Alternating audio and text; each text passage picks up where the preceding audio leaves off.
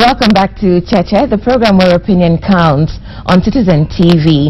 The Cabinet Secretary for Energy and Petroleum is our guest today, and we're talking about the country's oil fortunes. And before the break, you explained what you had done to mediate in the standoff between Tullow Oil and the host community in Turkana. But the question also is, all this oil that's being drilled, you give us a time frame of about 4 to 5 years. What are we doing with it? Are we refining it ourselves because we do have challenges with the refinery, or are we, drilling it to export it? Thank you again, and we're working, and really, if the latest initiative on the regional cooperation, particularly as we look at developing the Northern Corridor, which is bringing in South Sudan to work with us on the LAPSET project. The LAPSET project is a project with very many interesting many projects inside, and one of them is a pipeline, the crude oil pipeline. And we're looking to working with Uganda and South Sudan to build a crude oil pipeline coming out of Juba through Lokicha, possibly with a T from Hoima out of Uganda and coming through into Lamu. That gives us the capacity and the scale to be able to leverage on the oil from South Sudan, Hoima and Kenya to make the pipeline fairly cost effective. But having said that, it's one thing to extract oil and export. It's another thing, and that's like the primary market. It's one thing to develop a petrochemical industry that basically refines the petroleum products and build a whole host of other supporting industry within the Lamu LAPSET exit gateway. And so we are working with that. We will be going in due course to tender to build the crude oil pipeline, but being now a trans-country, because we are working with Uganda, we are working with South Sudan, we are at the final tail end of signing an intergovernmental agreement, particularly with South Sudan, and so that we are able to push out all this oil through this pipeline, work on. Once we do that, we have the kind of capacity to build a refinery, and we are targeting and working on feasibility to see the bankability of and the size of the refinery within the Lamu area, if we are going to do in Lamu. Or Isiolo. There was also talk of Isiolo. There is talk of Isiolo. The people of Turkana are saying give it to us in Lokicha. But because it's we are working with 3 countries, we'll have to all agree as to whether it is Lokicha, whether it's Isiolo, or whether it's Lamu.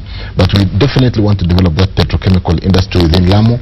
Currently, we do have our refinery, which we all know is fairly old and adding cost to industry, and for now, which is being shut down. There's a question: where do you intend to refine the oil now that the KPRL is being shut down? And that came from Munga in Mombasa. I think the shutdown is not quite a shutdown. It's more of the life of our refinery has come to an end. It's economic end, and you may be aware that products refined out of KPRL do have almost a 7 shillings cost per liter on top of the refined products that are protein clean. So rather than burden the economy with additional cost of an old refinery which has lived its life, the question is upgrade it or build a new refinery. So that's basically where we are in terms of really. And then don't forget, to be able to sell the KPRL products, we had something called an off-take agreement. An off-take agreement is an agreement between the government and the oil marketing companies and KPRL, which forces the oil marketing companies to uplift the product that we refine out of KPRL in disregard of the cost, which is much more expensive than what is brought from outside. There was an Indian company called ESA which came to that refinery. And what did they do? They fleeced us. They were basically our technology partner, and they are still to date. And liaising with Animo yesterday, I said yes, we have scheduled a shareholders meeting for next week, and we'll be discussing some of the issues, including they're pulling out. Including yes, they have given us an option to pull out. So that will be on the... For you to buy their stake? For government to buy their stake, and that will be on the table next week when we go our shareholders meeting. There was sometimes a few months ago an offer from Nigeria to help us. I don't know whether that meant anything. There will be very many offers. Business world are all over us saying we want to come in and we want to come and help you and so on and so Actually, it was forth. more specific than that, Mutegi. There were reports that oil blocks had been given to Nigeria. I think that was an oil block is given through a due process. And when you are given an oil block, you given in that production sharing contract, what is the production share contract has got something called initial exploration period, which is normally 3 years, first additional 2 years, second additional 2 years, development phase 3 years. All the blocks have been given out quite a while ago, and the block owners... When you say a while ago, how long ago? The blocks that are currently being worked on were given from the year 2007 and maybe the latest 2012. We don't have any blocks to even give out now. So we didn't give anything to Nigeria? We don't have any blocks. We only have 2 blocks in the deep waters. Okay. You're not answering Mutegi's question.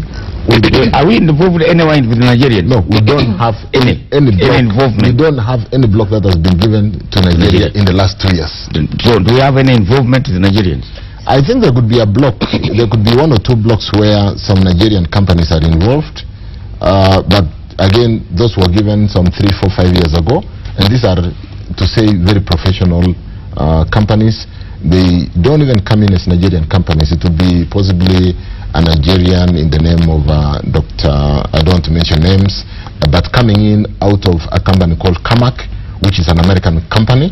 So we don't really, and we have not given out any blocks to Nigerians, as was reported.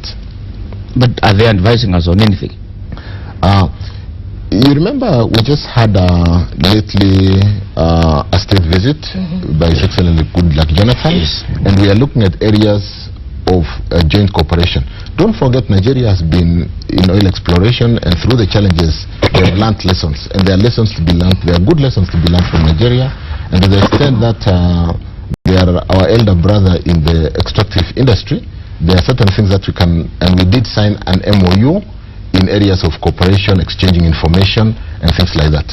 But to the extent of getting a block assigned to them, there is no block that has been given out in the last 2 years. Okay. There's a question here from Jeru in Athi River. Fact, petroleum and energy projects are huge investment ventures. Cost of government permits, licenses and approvals is on the rise. NEMA recently doubled environmental impact assessment fees and removed upper capping from 1 million to infinite. The counties too have gone rogue with fees. As a government, are you discussing this? Investors are moving to neighboring countries at an alarming rate. I think there are several questions. The more we talk about the cost of doing business in a country, and later on when we more talk about cost of power, be looking at Kenya working towards being a least cost country. A country which is a preferred destination for investors, for particularly global investors, to see as a destination in what you would call world production centers. Would somebody see Kenya to be a destination to set up production where products are manufactured for the world because they have got a competitive advantage on cost and leverage on that advantage? And then so we are working to manage some of these costs. It's not an easy thing, particularly with 2 levels of governments now, where the national government has got certain defined in the constitution responsibilities. But you're not quite answering the question, and somebody else has asked the same question, asking what is the implication on the major projects like construction, which have a larger impact on the economy nationally? Why should, for example, a 20 billion project pay NEMA 20 million? Has NEMA become a company? And that came from Peter Mugambi. So a lot of questions about this. In fact, what you are describing is opposite what is being asked. Yes. Instead of making it cheap and the destination for investment, we are making it more difficult. The investment in the extractive sector is fairly sophisticated.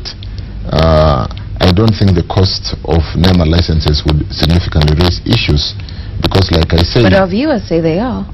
to the extent that one does not quite have knowledge about the production sharing contract, and to the extent that these costs are recoverable, it doesn't pose a challenge. The question is, if you pay today and recover tomorrow, and it stretch more today significantly into the fiscal regime, the taxation, so that should we tax the extractive industry, which is a very expensive industry, and yet all those costs will be recovered later through cost oil. That's why I'm saying the regime, the fiscal regime in the extractive sector. To put it plainly, what you're saying is that you don't see a problem with these fees being raised because you anticipate that the whatever projects will recoup the money through the profits they make. It's not so much recouping. All these costs are recoverable. Right. Any cost which is incurred in the extractive sector will be paid back through cost oil. So you pay today, you sell oil tomorrow, and you recover all your costs. It's not a major problem. The only problem is that we are burdening the extractive sector with so much cost. However, most of those costs are recoverable. Okay, very quickly before we move on to the wider power sector, what is the quality of the oil we have in Kenya? Because there are different gradations of the oil. Our quality of oil is it's fairly heavy crude to the extent that. What does that mean? That means even to transport, you will have to do a heated pipeline. If you have to refine it, you have got to have a fairly sophisticated refinery with a different cracking mechanism. If we took, for example, the oil out of Turkana, it can be refined from our current refinery in Mombasa.